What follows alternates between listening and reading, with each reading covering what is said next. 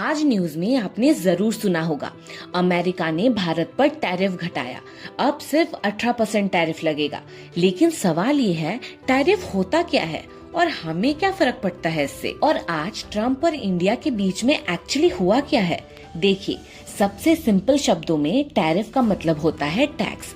जब एक कंट्री दूसरी कंट्री से सामान खरीदती है और उस पर एक्स्ट्रा टैक्स लगाती है, उसी टैक्स को टैरिफ कहते हैं।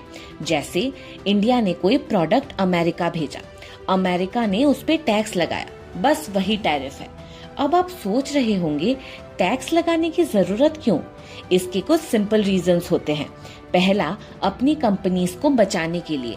अगर बाहर से सामान बहुत सस्ता हो गया तो अपनी कंपनीज को नुकसान होता है। दूसरा, गवर्नमेंट के लिए इनकम होती है। और तीसरा, प्रेशर या नेगोशिएशन के लिए। और यहीं पर एक और इम्पोर्टेंट चीज आती है, ट्रेड डील।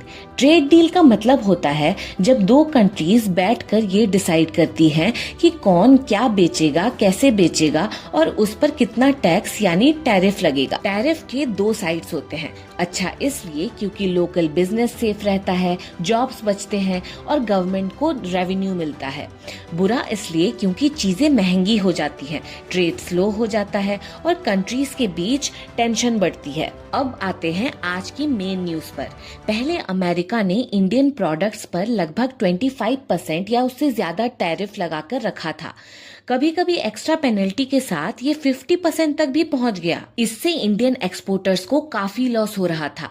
आज अमेरिका ने ऑफिशियली कहा है, इंडियन प्रोडक्ट्स पर टैरिफ घटाकर 18% कर दिया जाएगा और जो extra 25% penalty tariff Russian oil लेने की वजह से लगाई गई थी, उसे भी हटा दिया जाएगा। पर इससे होगा क्या? सिंपल है, इंडियन प्रोडक्ट्स अमेरिका में सस्ते होंगे, ज्यादा बिकेंगे और इंडियन कंपनीज को फायदा होगा। पर ट्रम्प ने टैरिफ क्यों हटाया? क्योंकि ट्रेड डील हमेशा गिव एंड टेक होती है। अमेरिका चाहता है इंडिया यूएस से ज्यादा ऑयल, एनर्जी, टेक्नोलॉजी और डिफेंस गुड्स खरीदे। इंडिया चाहता है अपने प्रोडक्ट्स पर टैरिफ कम हो। इस डील में दोनों कंट्रीज को फायदे मिल रहे हैं। इस न्यूज के बाद स्टॉक मार्केट काफी ऊपर गया और रुपीज स्ट्रांग हुआ है। क्या आप पहले टैरिफ और ट्रेड डील के बारे में जानते थे? कमेंट में जरूर बताएं।